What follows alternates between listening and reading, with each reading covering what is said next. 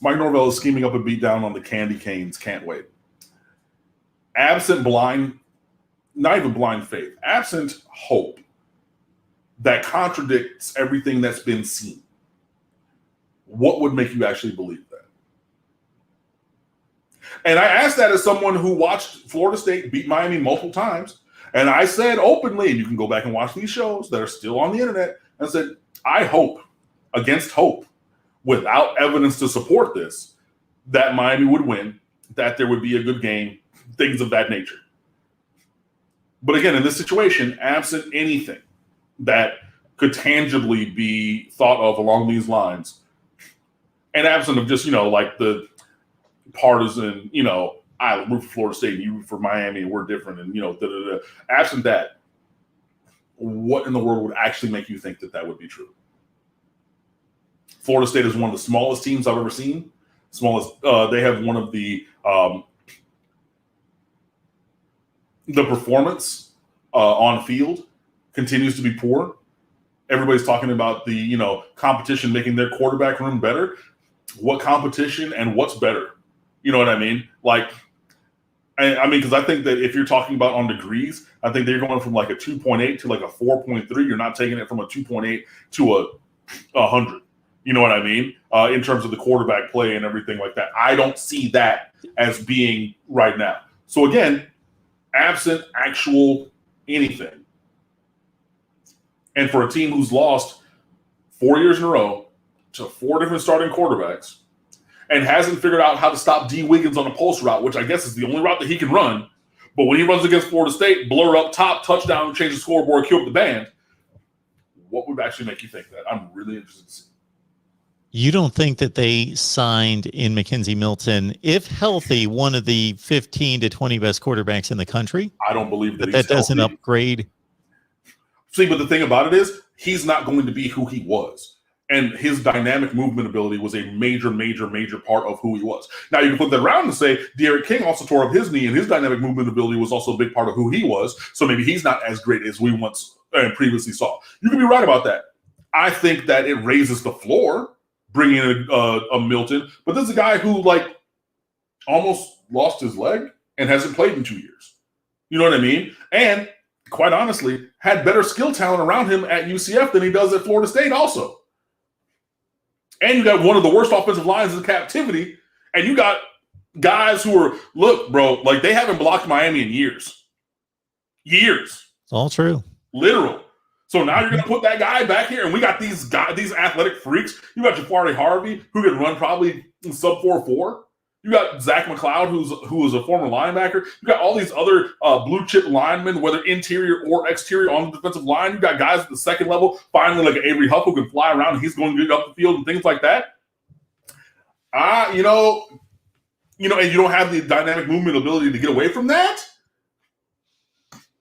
I struggle to see the foundation for that because, again, this is not 2014 Florida State. 2015 coming off of a championship game or a championship title and a playoff appearance. This is not that Florida State at all. So where those teams, at least, or the fans at the time, and that was still when Miami was losing to them, I understood the bravado. Look, even when Miami was equal level, or again, blind resumes, a couple of those years, you would pick Miami to be the favorite against Florida State during that run of losing to them. But the power of the mental fortitude of Florida State and singular talents like Dalvin Cook, like Jameis Winston, they said, we're not going to lose to these guys. And they didn't. And I understood that. Now, when you have fifth-year seniors who are about to go out and never have beat Miami, you already had one graduating class not beat Miami. One four-year class, boom. We're about to go to the 5-year class, bomb. Easy. We beat y'all 52-10 and could have ran up a check even higher than that. 28-27 with the N'Kosi Perry game. That, if you remember, Miami got a 1st and goal after a first down and then knelt on it to end that game. We could have put crooked numbers up even more than that if we had chosen to keep going on offense. There are things, at least, that I can look at and support that in this time, right? The gap between these teams is not as large as it was last year, but it's among the largest that we've ever seen. So hoping that Florida State wins, I understand if you're a Florida State fan, fine. thinking realistically that Florida State's going to win, I think that that's maybe a bridge too far. You need to put down the Sam Adams Summer Ale, which I'm drinking right now. Also, as well, if you think that Florida State's going to blow out Miami, you need to stop smoking that stuff. Florida State over the last 3 years, if they didn't have the name Florida State and weren't wearing those uniforms, we would think that we were watching Syracuse or Duke play. They've been abysmal for 3 consecutive seasons. That.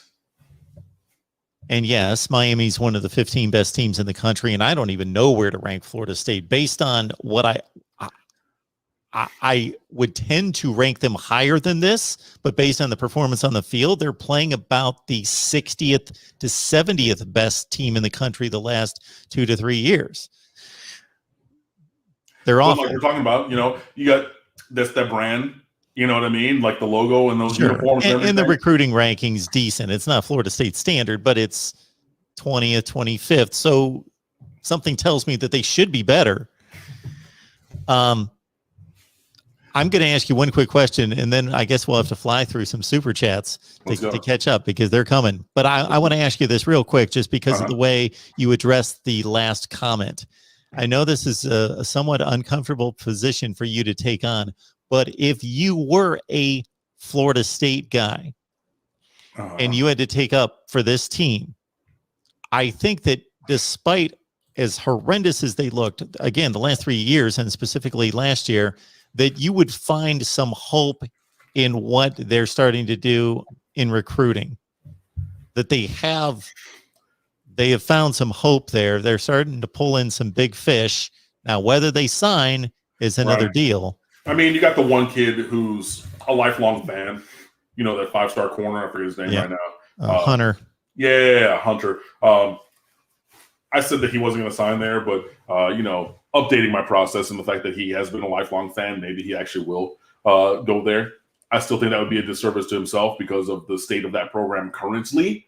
But yeah, I mean, if you're going to look at anything, you'd look at, maybe how the recruiting is going. But again, you got to get those guys on campus and you have to develop them. And again, if you look at Miami's gotten guys on campus, pretty decent caliber guys. Again, you beat lots of large name brand teams for them over the course of time, but they didn't end up turning out to be who we thought they were. So that would be where I would look if I was a Florida State fan. But in the words of Robert Frost, there's miles to go before you sleep. There's still lots of work to be done. Yeah, and I would never vouch for Mike Norvell being a first-rate coach, but I would not say that he's not going to be one. I will just simply say it has yet to be seen, and sometimes when you take over a dysfunctional program, you have to tear things down before you can build it up.